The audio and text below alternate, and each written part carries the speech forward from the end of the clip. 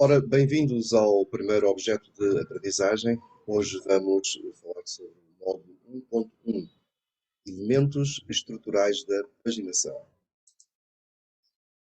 A etapa de composição, que hoje é realizada de forma digital, já foi inteiramente manual, com caractere a caractere sendo retirado de grandes coleções de tipos ajustados num formato do tamanho da coluna desejada na página.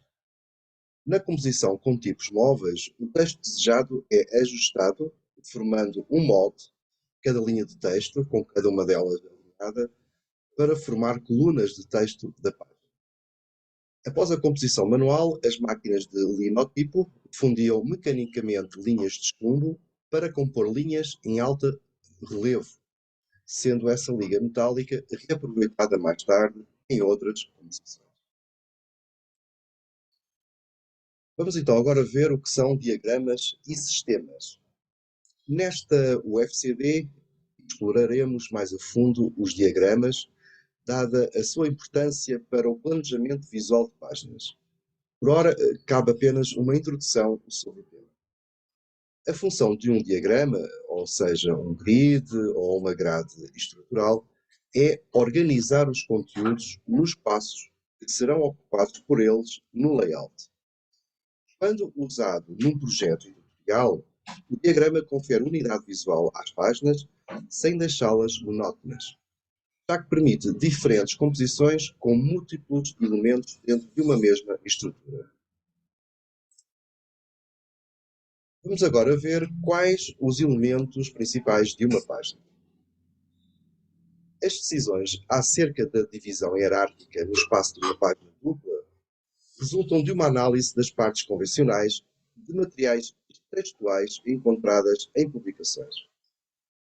Além da massa de texto principal, há muitos outros elementos de texto secundários que evoluíram para ajudar os leitores na navegação.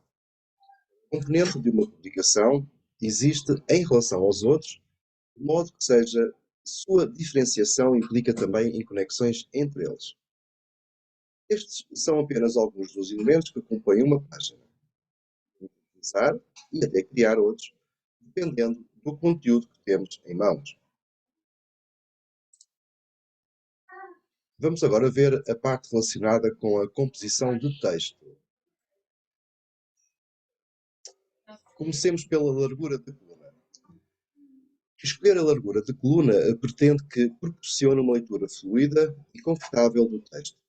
Mete-se num dos problemas tipográficos com que o designer gráfico enfrenta na elaboração do layout. A importância da largura de coluna mais correta não se trata apenas de um problema de design. A estética ou o formato salienta-se a uma importância de legibilidade.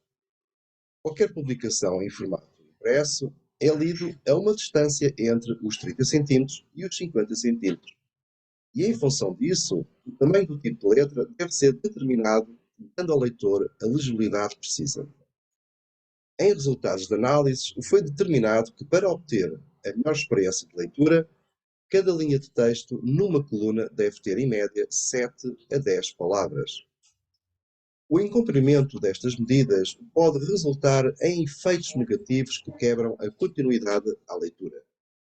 Se a linha de texto for demasiado longa, o leitor é obrigado a cansar a vista, uma vez que o olho humano é esforçado de forma excessiva ao focar a linha horizontal à distância.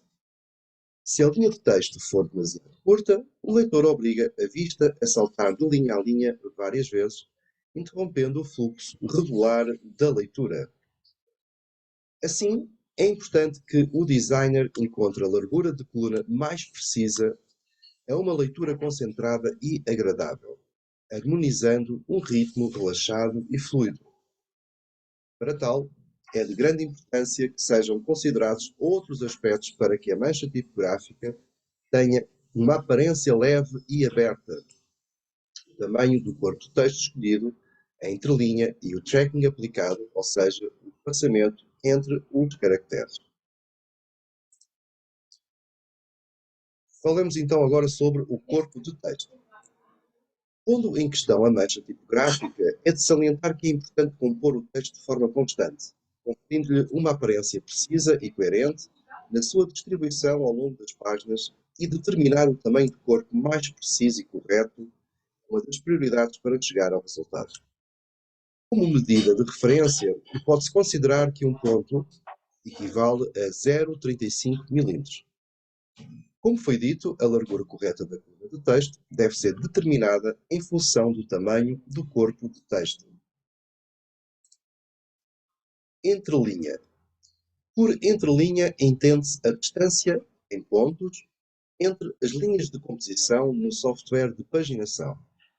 No programa InDesign, por exemplo, as medidas são aplicadas automaticamente em função do tamanho da letra.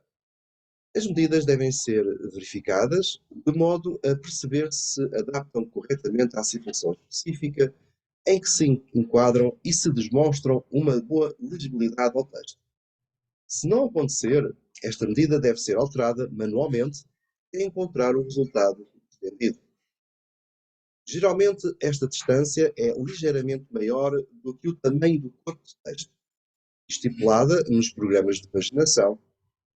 Quer dizer que, no caso de se aplicar ao texto o tamanho de 8 pontos, a entrelinha deverá ser estabelecida para 10 pontos.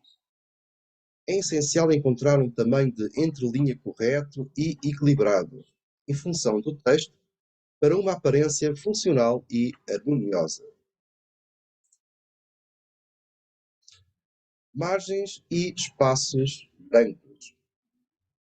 As margens de um documento são compreendidas como o espaço entre a área impressa e os limites do papel. Sendo assim, o espaço livre que faz a moldura e enquadra a mancha gráfica. As margens devem cumprir três funções.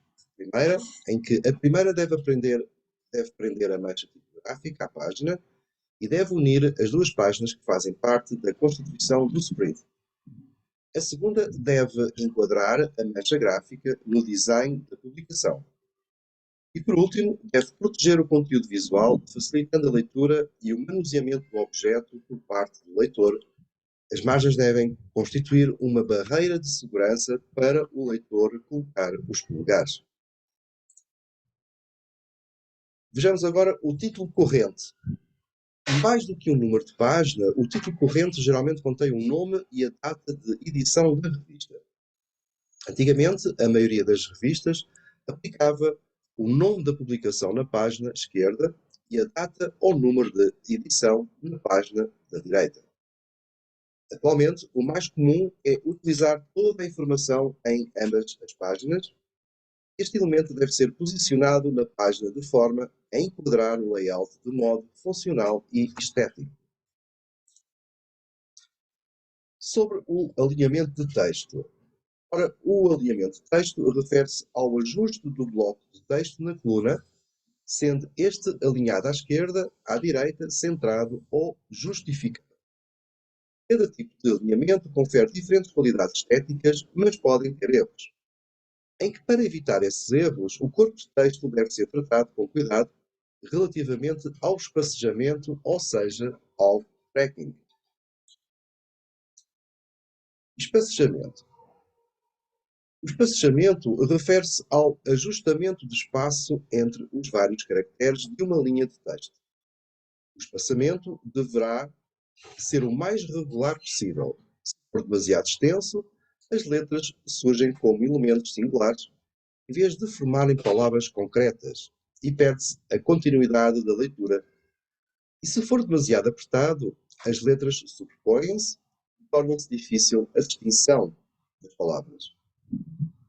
O tipo de alinhamento usado nos textos das revistas, ou seja, justificado, pode dar origem, para além de palavras etinizadas, o aparecimento de viúvas, já foi falado, inclusive noutra UFCD, que é uma palavra que fica isolada na última linha de um parágrafo.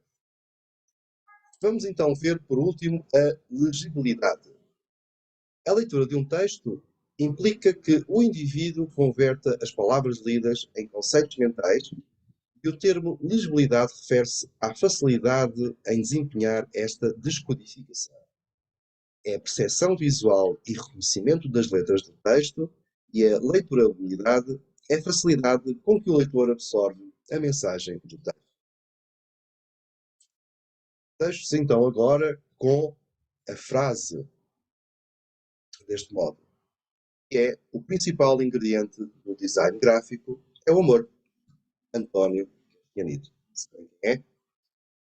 Obrigado e até ao próximo objeto de aprendizagem.